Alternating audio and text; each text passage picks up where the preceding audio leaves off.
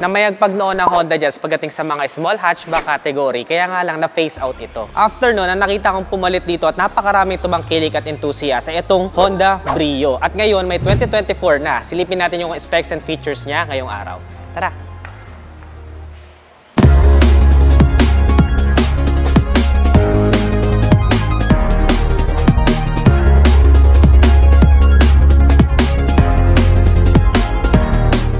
Grabe naman itong bagong itsura ng Honda Brio RS, netizens. By the way, RS variant itong nire-review natin. Kaya makikita nyo dito yung pinaka top of the line na specs and features. Na-excite ako kasi kung makikita nyo, sobrang forma na niya. Dito pa lang sa kasa, yung stock to stock. At nakakita ko ng mga pinopormahan pa nito. Kaya na-excite ako dun sa mga talagang magaling magbihis ng kotse. Alam kong mas mapapaganda nyo pa ito kapag nilagyan nyo ng mga aftermarkets, diba? Pero this time, kahit dun sa mga first time magkakaroon ng sasakyan, pinormahan na talaga ni Honda. Una ko nagustuhan sa kanya, netizens, napakaganda na itong daytime running light niya. And usually sa mga motorcycle ko lang ito nakikita na merong daytime running light. And of course, meron din sa ilang mga sasakyan, pero dito sa pinaka entry level ng Honda, meron na silang in-incorporate na daytime running light. And dito sa RS variant, of course, naka LED headlights na rin po tayo. Ayan o, split LED pa siya, so hindi masyado nakakasilaw. We have bulb type pagdating sa mga turn signals. Tapos, meron din siyang LED na fog lamps. Ayan. Doon sa mga lower variants niya, halogen pa yung headlight, tapos wala siyang fog lamps. Isa rin sa kapansin-pansin na nagustuhan ko sa kanya, netizens, itong kanyang piano black grills. Sobrang elegant nung datingan nitong pinaka-grills niya sa unahan. Somehow reminds me of the HRV lineup. Sobrang ganda niya. And of course, meron din tayong bagong city na i-review natin. Kung gusto niyo mapanood yun, comment nyo sa ibaba. The bumper, of course, medyo kapansin-pansin din. Nag-stand out tong bumper niya dito. Plus, niretain pa rin nila yung pinaka-chrome dito na signature ng Honda. Pati yung Honda badge, of course, na napakalaki sa unahan. But for me, mas type ko din talaga kung naging black trims na lang ito. Pero nakabawi naman sila dito sa grills. What do you think? Kayo nga, comment nyo nga sa ibaba. Of course, the black trims here, dun sa pinaka-fog lamps niya, also stand outs kasi nagbe-blend dito sa pinaka-grills dito. Ang ganda ng tindigan ng unahan niya. Yung RS badge niya, netizens, same place, nandito pa rin siya sa corner. Pero medyo bumabato kasi tumaas yung grills eh. Dati kasi nandito sa pinaka-gitna, yung pinaka-connection netong badge na line dito. Ngayon, medyo tumaas na siya, tapos pinalaki yung grills. At saka before, yung RS variant, yung pinaka-line na to ay kulay black. Ngayon ay bumalik sa chrome. Pero hindi siya actually super chrome eh. Para siyang may pagka-dark yung chrome niya. Still, premium pa din yung datingan. On the side profile naman, netizens, isa sa mga kapansin-pansin ay naka 15 inches na po yung kanyang wheels ngayon. Napakaganda rin ng style. So, dual tone pa rin po tayo dito. Dun sa mga lower variants niya, 14 inches yung wheels noon. But this one on RS variant is 15 inches na yung wheels niya. Tapos, kapansin-pansin din tong black sa kanyang door and power adjustable na po yung kanyang side mirrors with integrated turn signals pa. I think may ganito din sa mga lower variants. So, kanyang side sail dito sa ilalim, hanggang dito sa may taas. Connected na ang ganda ng kanyang shape papunta dito sa mini spoiler niya dito, which is makikita natin maya-maya lang sa likurang bahagi niya. Now, for the door handles, we have here body colors and we have a wheelbase of 2,405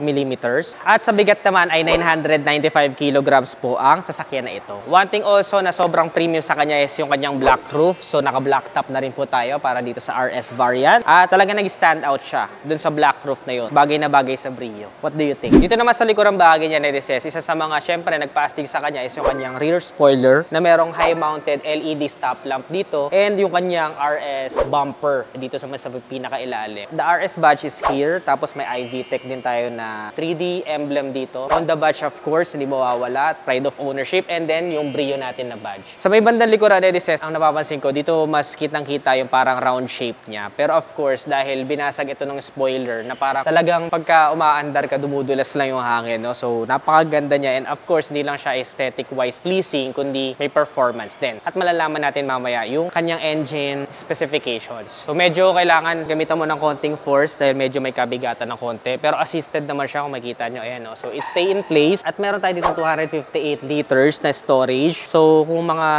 maliliit na gamit lang ilalagay mo, let's say, mamamasyal ka o mag-staycation ka, kasya naman siguro dito. Pero yung balikbayan boxes, hindi ka kasya dito. Unless, i-fold mo itong kanyang upuan, papunta doon. Magiging 851 liters na yung kanyang capacity. So, mas marami ka na may lalagay. And for small businesses, that's also very useful. May pamporma ka na, may pang everyday car ka na, pwede mo rin siya ipang negosyo kung konti lang naman yung ipamimili mo. Plus, of course, nakita ko rin ay meron siyang sensor dito sa magkabila. So, assisted naman siya kung magpa-park ka patalikod. But still, wala tayong rear camera dito. Pero may wiper, no? Yung sa Civic ko walang wiper eh. But this one, medyo mas malaki siguro yung pinaka-glass niya dito kaya may wiper siya. So pagdating naman dito sa loob, netizens, kung napanood nyo na yung previous na review ko dito sa Honda Brio RS, actually it's still the same, no? Sa akin nakikita dito, it's actually the same. Pati yung kanyang pinaka-accent dito na orange ay still there. How I wish, no, if I were to give my opinion, sana kakulay nito yung body color para mas feel mo, no, na kulay para apple green eh. Yung nakikita kong kulay niya. Di ko alam kung nakukuha ng camera pero one thing na maidadagdag ko dito ay meron na po siyang Apple CarPlay and Android Auto. So sa reviews kasi wala pa siyang Apple CarPlay. So that's actually something na very useful. At modern feature na ngayon na laging hinahanap. And for me, dahil nagagamit ko nga siya, sobrang useful talaga kapag may Apple CarPlay. Meron tayong 2 bottle holders dito. We have here the same conventional, traditional handbrake. Tapos automatic, of course, park, reverse, neutral, drive. May sports mode, of course. At the steering wheel ay hindi pa siya leather wrap, pero soft touches naman siya, no? Dito, hard touches siya pagdating dito sa mga parts na to. Aircon vents here para sa angkas. Meron. Itong isang to, meron kang glove compartment here, pero hindi siya assisted. So, nalalaglag siya.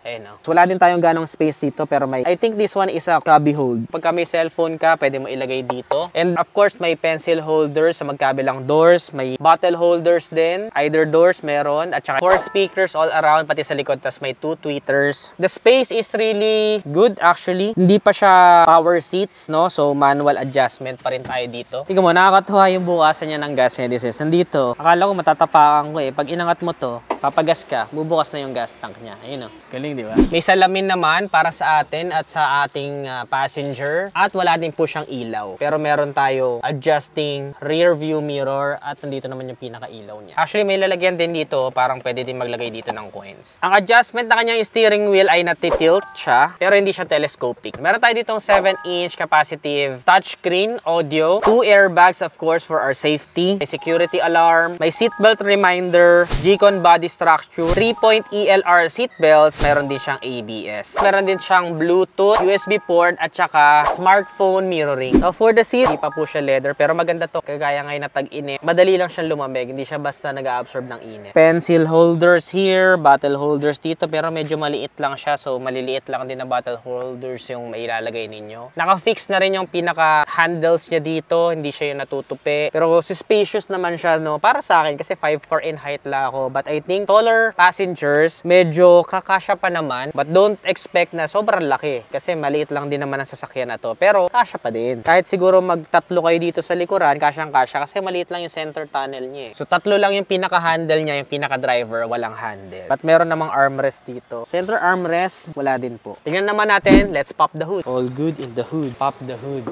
Wow, ganda. Under the hood, we have the RS variant. 1.2 liters ang engine niya with an inline 4-cylinder single overhead cam, iVTEC, PGM-FI with 1,199cc to be exact. And of course, CVT siya. Kaya smooth yung transition niya. And mas matipid sa gasolina. Euro 4 na din po ito with front-wheel drive, a maximum power of 89 HP at 6,000 RPM, a maximum torque of 110 Newton meter at 4,800 RPM. Meron siyang 35 liters na fuel tank at sa average fuel consumption naman, 19.6 kilometers per liter. It still may vary, of course. Depende sa driver, road condition, all that stuff. Available po to sa iba't ibang colors. Ito nire-review natin. Ang tawag pala nila dito. Electronic Lime Metallic. Nakita nyo naman, di ba? Napakaganda. Pero meron pang ibang color for the RS variant. Kagaya na Stellar Diamond Pearl. Of course, yung previous, which is yung Phoenix Orange Pearl. At meron pa din po tayong Meteoroid Gray Metallic. Alin sa mga colors na yun ang favorite nyo, netizens? Comment nyo nga sa ibaba. Ang presyo ng bagong Brio 2024 na